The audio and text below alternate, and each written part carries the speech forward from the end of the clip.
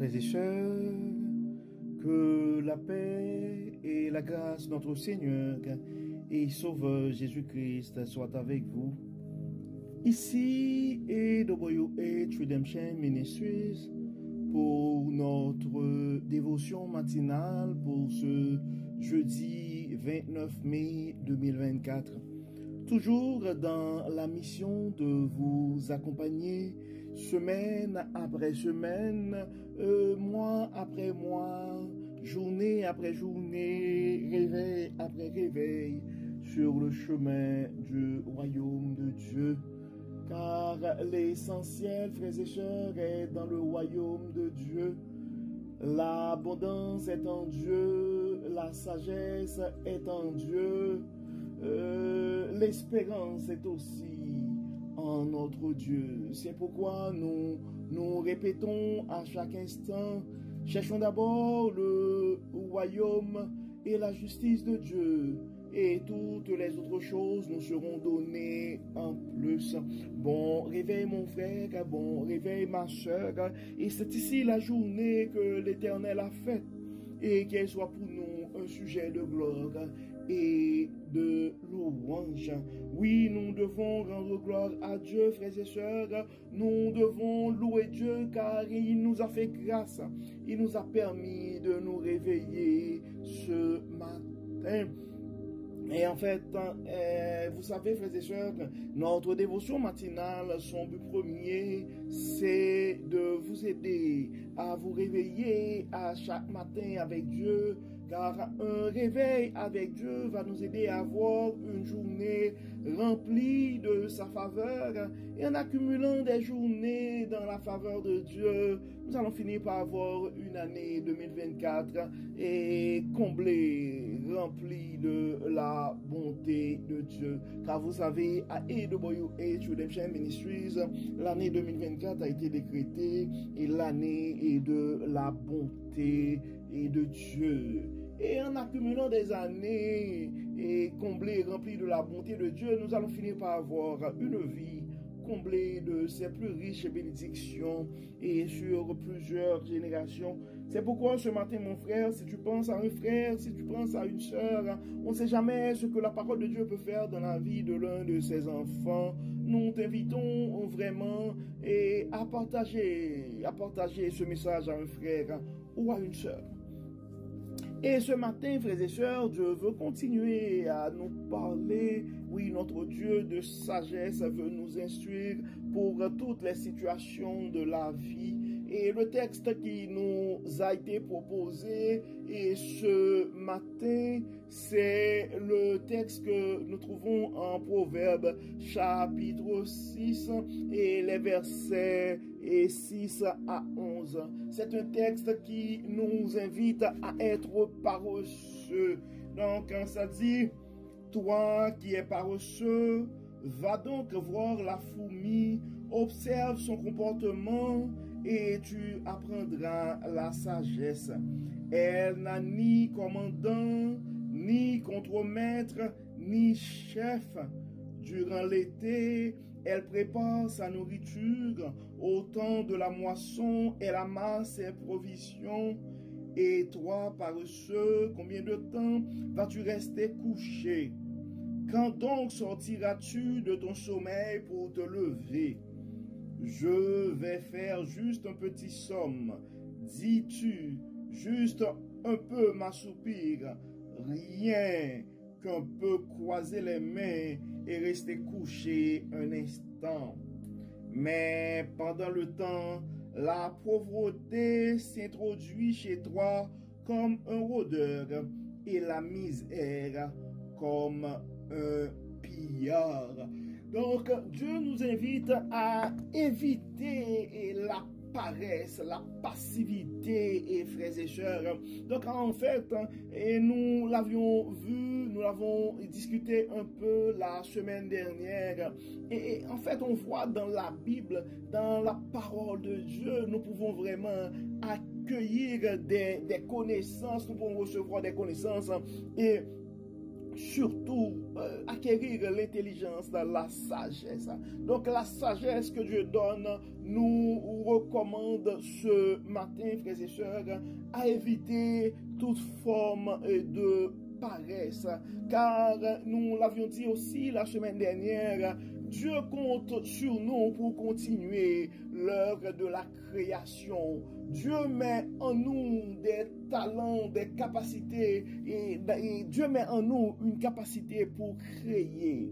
Oui, nous avons le pouvoir de créer. Et Dieu met en chacun de nous un talent. Le talent de l'un pourrait être différent du talent de l'autre, mais Dieu met en chacun de nous des moyens pour que nous puissions pouvoir à nos besoins. Et on voit dans ce texte, puis c'est vraiment un texte assez inspirant.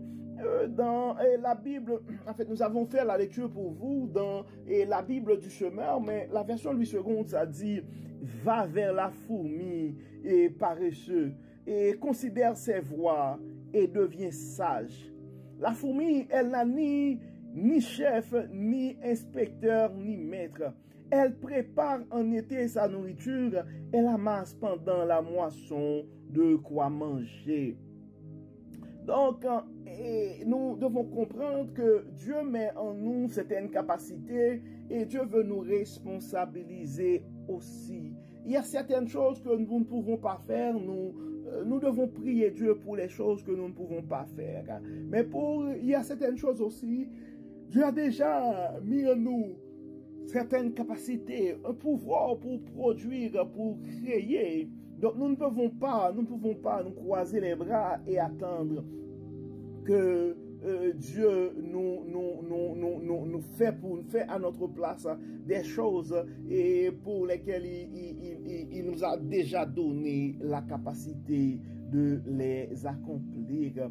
Et effectivement, quand on regarde, des fois, ça prend quelqu'un pour courir après quelqu'un pour que la personne puisse faire la moindre chose pour subvenir à ses besoins.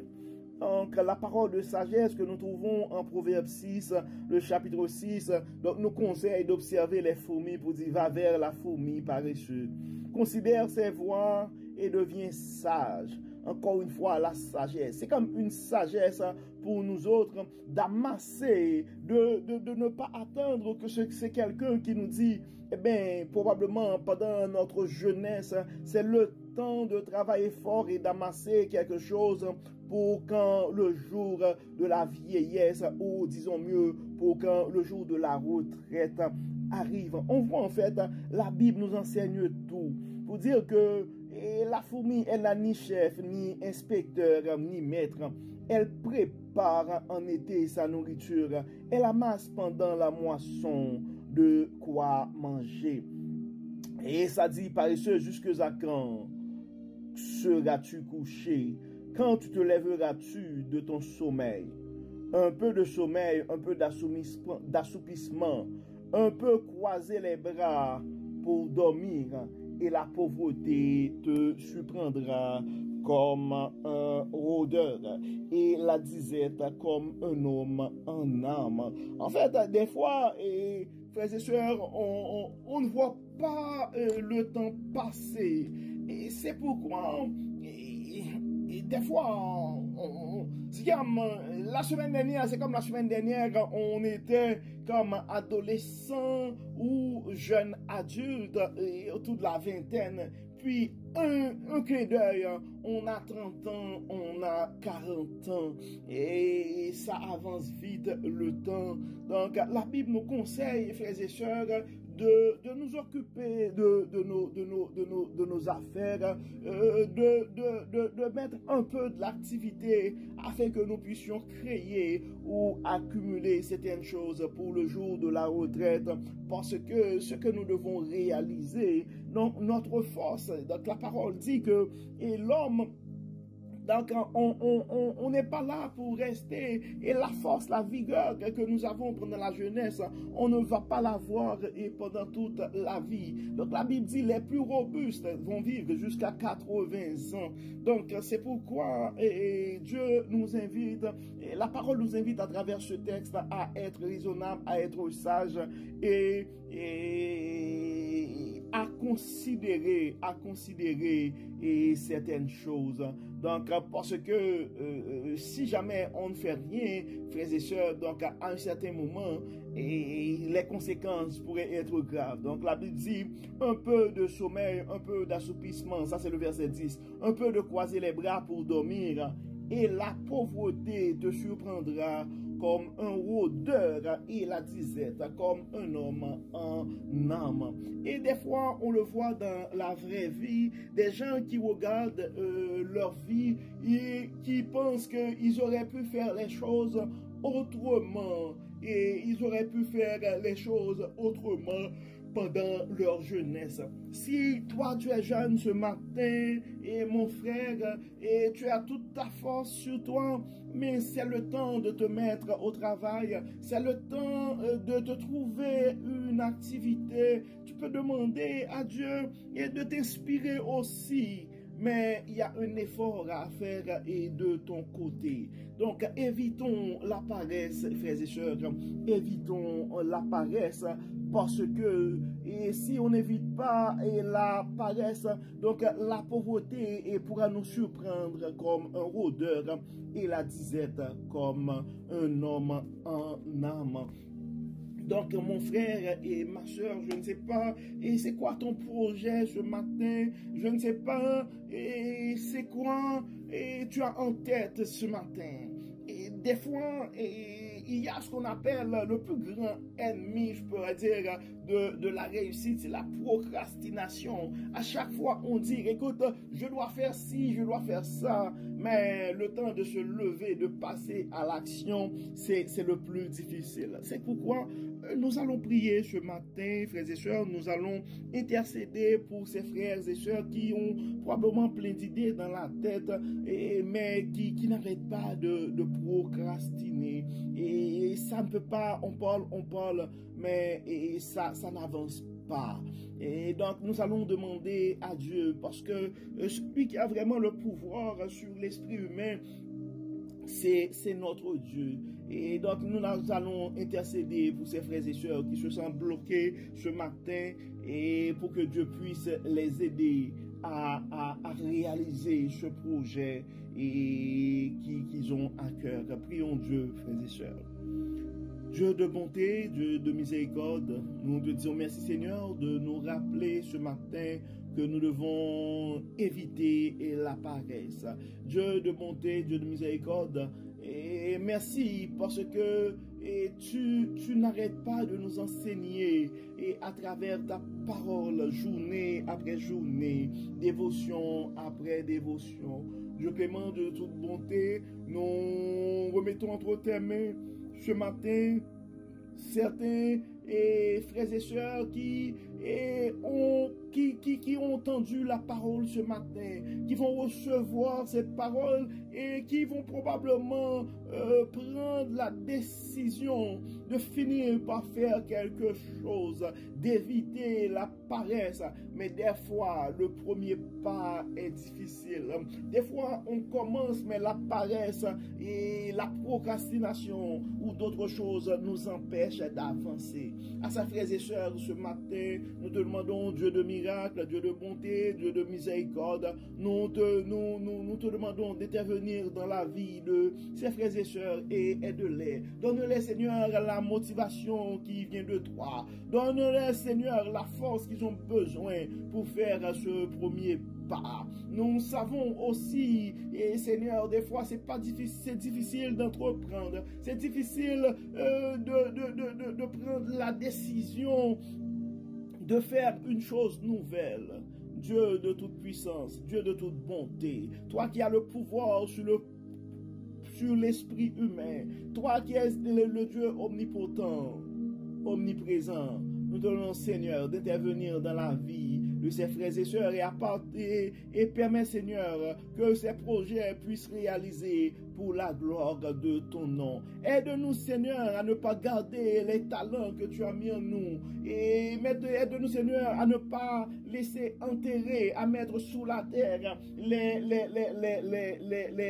talents que tu nous as confiés, mais de les faire fructifier pour la gloire de ton nom. Dieu de toute bonté, il y a des frères et sœurs ce matin, ce n'est pas la paresse qui les empêche de travailler, mais pour eux c'est la maladie. C'est pourquoi nous te demandons, Dieu Tout-Puissant, et d'intervenir dans la vie de ses frères et d'intervenir dans la vie de ses sœurs aussi. Toi, le Dieu de toute force, fortifie-les. Toi, le Dieu de toute espérance, nous te demandons, Seigneur, de faire quelque chose. Il y a d'autres qui ne se sont pas malades physiquement, mais ce sont des soucis de santé mentale, ce sont des problèmes d'anxiété qui les paralysent, ce sont des stress et des sortes de blessures de l'âme qui les paralysent. Nous te demandons, Seigneur, de jeter un regard favorable sur ces cœurs angoissés, sur ces âmes paralysées, Seigneur, qui sont, je pourrais dire,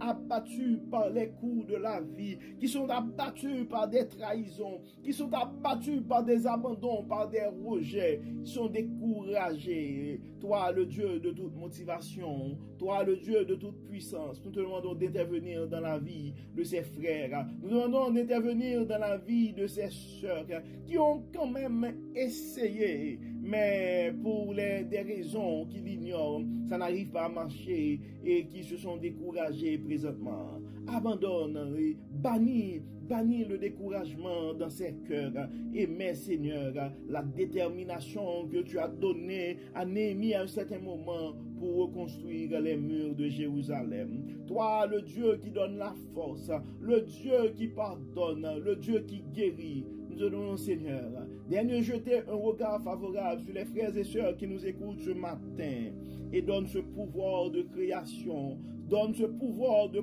production, afin, Seigneur, que ta gloire puisse briller dans nos vies. Encore une fois, pardonne-nous, Seigneur, et exauce-nous. Au nom de Jésus, nous prions. Amen. Amen. Frères et sœurs, nous arrivons au terme de notre dévotion pour ce jeudi et 30 mai 2024. Nous espérons que votre âme a été bénie et d'ici là, nous vous souhaitons une excellente journée sous le regard du Dieu Tout-Puissant. Que le Seigneur nous protège, que le Seigneur nous accorde sa force et qu'il nous accorde sa grâce. Au nom de Jésus. Amen. Amen. Encore une fois, bon jeudi, frères et sœurs, et à demain. Bye bye. Bye bye.